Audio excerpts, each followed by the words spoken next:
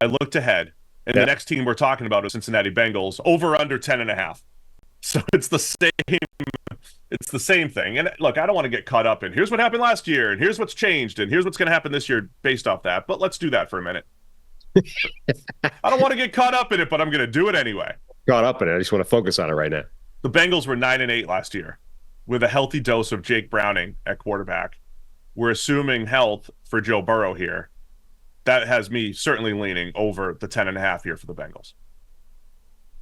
Is this, have we transitioned? Have we started? We're into the Bengals now?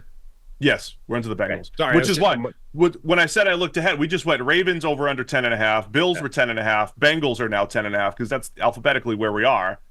They're all in the same boat here. Normally your hosting transitions are so clear and precise. It's this time it was more. No, it was smooth. It was smooth.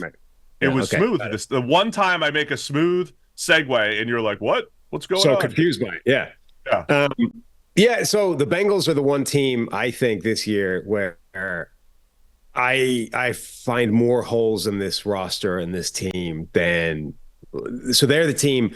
Every year there's one of these contenders that is really driven by the quarterback, and you're like, okay, again, baseline with elite quarterback is 10 wins. So Joe Burrow, 10 wins right there. But the Bengals are supposed to be like, this is their year bouncing back, right? Joe Burrow is healthy. Everything's good. We still have Jamar Chase, T. Higgins. We're back in contention immediately. I just look at the roster, though, and I see too many holes for that to be the obvious end conclusion. Now, they could still be because they got Joe Burrow, Jamar Chase, T. Higgins, et cetera. But you look at a lot of spaces on this roster, and you're like, they might not have a viable starting cornerback.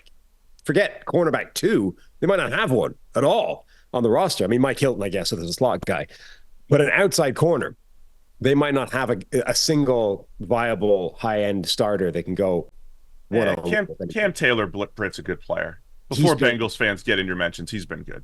He's been solid as a number 2. Now he has to be potentially the number 1, and they might not have anybody on the other side at all. You look at that and you say, they might get lit up by everybody they're playing because they don't have cornerbacks.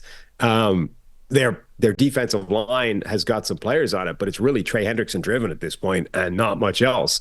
Sheldon Rankins, the rookies rather, they brought in those sort of 3 to replace DJ Reader. I don't know what kind of impact that's going to have. Sheldon Rankins is okay, but it's a big downgrade, even sort of factoring in the help of Chris Jenkins, et cetera. So I don't know. I look at this team, even a guy like Geno Stone, right? Safety was a big issue once they moved on from Jesse Bates, and they lost both those guys in the same offseason. Von Bell's there, but Geno Stone is a sort of big acquisition, and he's one of those, like, I think he's a solid player, but he's coming in off a career year, which felt a lot like that year, ages ago where Jarius Byrd had the ball just thrown his way like 10 times in a season. The Saints bought high on that, and he was never that guy. Geno Stone feels a little bit like that to me, where he played very well last season, but was the beneficiary of a lot of passes just sort of landing in his lap. And does that happen again? Probably not. So I have real concerns about the defense. The offensive line, as solid as it is in that creep back toward average world where if you catch the low end of variance, it could still be a problem. So I don't know. I think the Bengals are a good team. I don't think they're a great team this year. Yeah, I would disagree. Just because, I agree with a lot of the actual individual assessments. I would disagree in how I weigh those. I don't think I'm terribly worried about the Bengals roster. Like everything that you brought up was viable, but I still think they're on the better side of good. We ranked them as a top 7 or 8 roster the other day.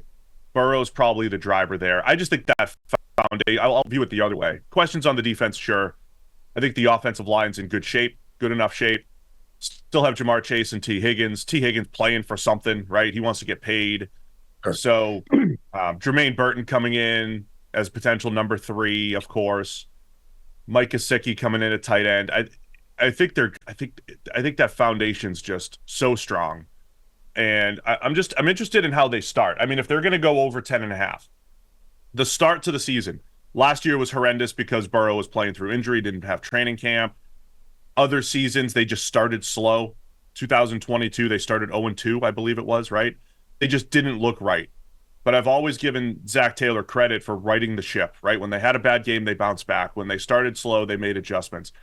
They're going to need to start faster. Like if they're going to win the AFC North, overcome the Ravens, assuming both quarterbacks are healthy throughout the season, you can't have any lulls earlier in the season.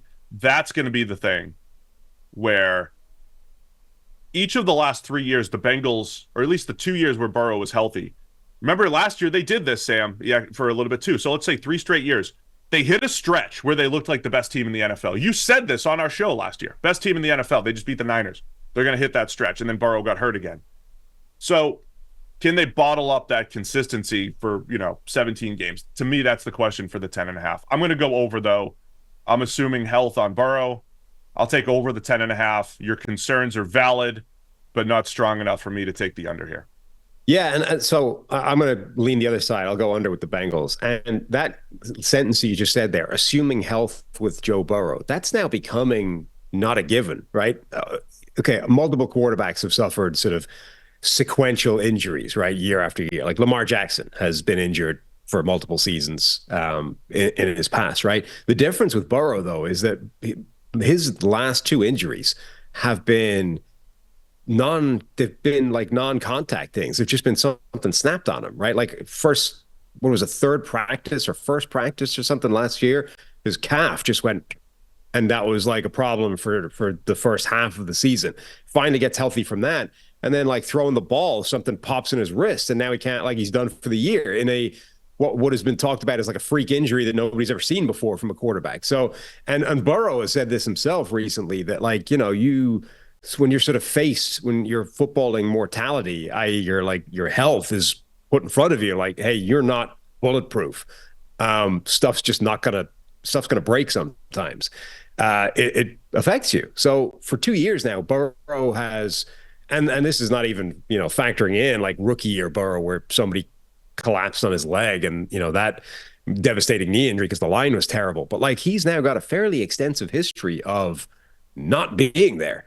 So, yeah, we're assuming health for pretty much every quarterback because it's hard to go into the season going, well, that guy's going to get hurt. This guy's going to miss 8 games, So we're assuming it, but it's less of a guarantee, I think, for Burrow than it might be for maybe any other starting quarterback. That's fair. That's fair. You just described basically us, 40-year-old men. Yeah. I did a thing and my calf blew out. I did a thing and my can't throw anymore. My wrist hurts. I mean, yeah. Is Joe Burrow a 40-something-year-old? Sounds like it, but we'll still assume. Assume his health. The last quarterback that you could sort of articulate that kind of concern for was Jimmy Garoppolo, right? Where he reached a point where you're like, okay, you just can't assume he's going to be healthy anymore. Now, Burrow isn't quite there yet, but it's on that pathway. All right. I don't want to go. The one thing I'll say, I thought a lot of Jimmy Garoppolo's injuries were his own doing, right? He took extra hits or whatever. Burrow feels more like freak injury, like the calf, the wrist throwing, of course, the knee in the pocket. Like those are more freak type injuries. That's the only thing I'll say about that. I remember, like Jimmy G popped an ACL by just cutting in the open field. I know, but again, he had a choice. He had a choice to run out of bounds or make a move. You know what I mean? It was like he had a shoulder injury in New England where he took a late hit. But the calf injury, like Joe Burrow had a choice to sit his ass in the pocket or move. And when he tried to move, his calf just went, not today, son. Whatever. So,